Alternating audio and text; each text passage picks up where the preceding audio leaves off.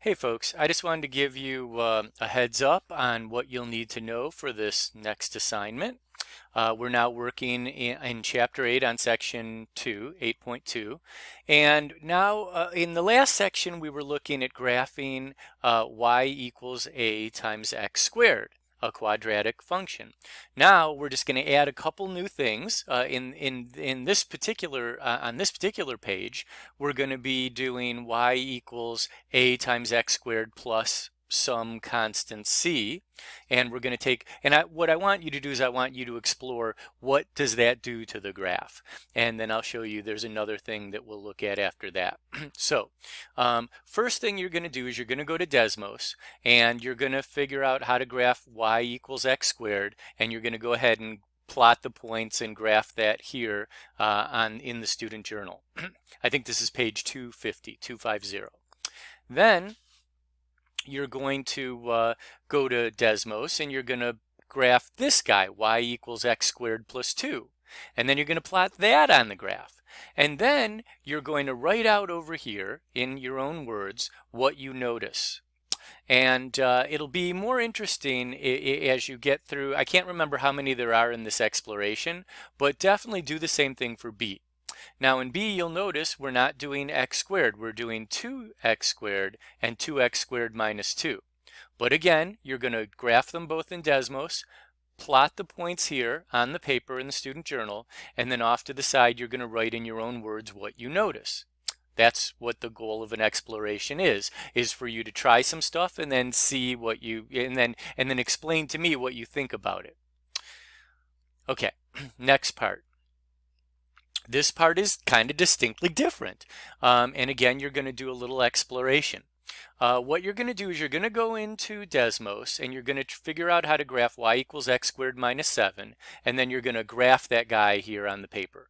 And you'll do the same thing for this graph over here, y equals negative x squared plus 1. And what you're going to do is you're going to identify where the x-intercepts are. It turns out that the x-intercepts are a really important part of a parabola, and so after you do the graph, I would like you to really darken in the x-intercepts wherever you find them. Okay, and right now I'm going to give you a heads up. We're going to, it turns out x-intercepts have some other names, and so we're going to write down some of them right here. You can go ahead and add this to your notes. X-intercepts in really almost any function, x-intercepts are also known by the name of zeros. And in just a minute, I'm going to tell you that we need to find zeros in this lesson. So I'd like you to know that whatever you do, wherever you find the x-intercepts for these two graphs, we're also going to call them zeros. And later on, we'll put it all together. There are some other names, and we'll get to these eventually. We also call them roots. And we also call them solutions. Turns out that if you have the graph of a quadratic function, it turns out that the x-intercepts are also the solutions to that function. And you can find solutions to quadratic equations by factoring, which we've already visited, but it turns out this is a whole nother way to find solutions to quadratic equations, simply by graphing and looking at the x-intercepts. Okay, so anyways, you guys go ahead and do this. I think that's page 251. Then, so here I wanted to kind of point out to you, so what is this whole deal about x-intercepts and zeros? Well, I'll show you from a previous page in the student journal. We were looking at this graph number 2, and I will tell you right now, here is one x-intercept and here is another.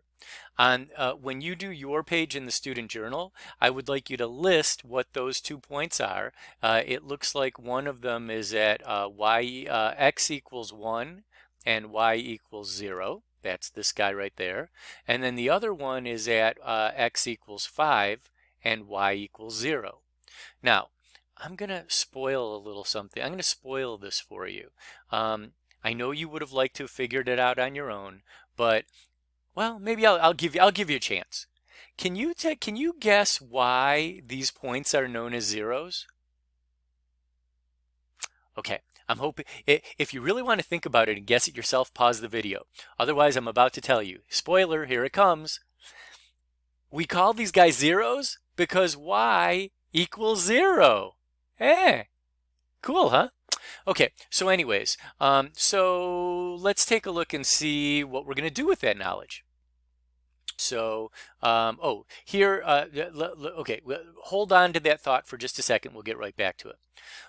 For these next few graphs on the next page here, you're going to, again, this is all part of 8.2 in the student journal. You're going to go to Desmos and you're going to do 2 graphs for each one on the page here. Not just 1, 2, 3, and 4, but for all of them. And even if it goes on to the next page. And what you're going to do is you're going to graph y equals x squared, and then you're going to graph whatever the function is that's given. Okay, and you're going to do that for each of these.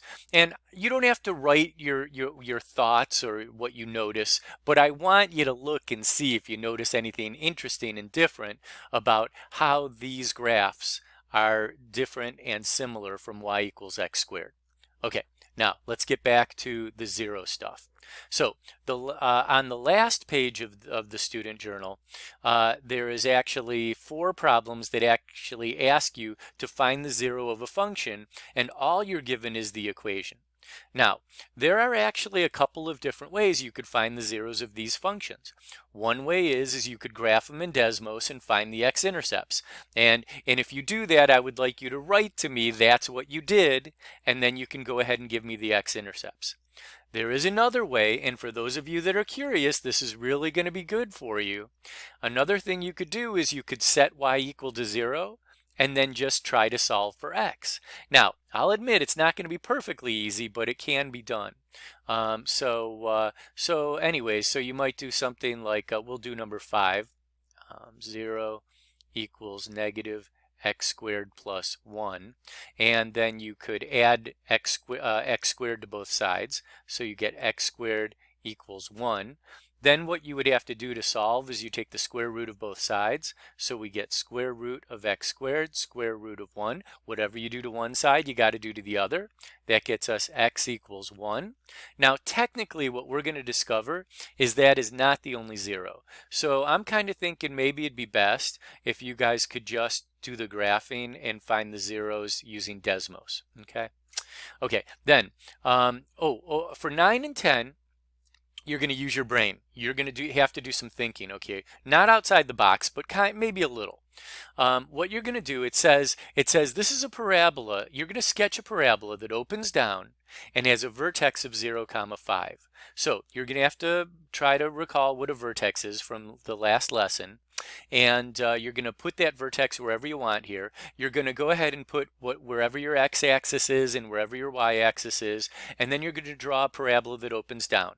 It does not matter how narrow or wide you make the parabola. This is just an exercise in thinking for you. Now, there are some word problems at the bottom of the page. If you can do them, great. And if you have questions for me, I'd love to answer them for you.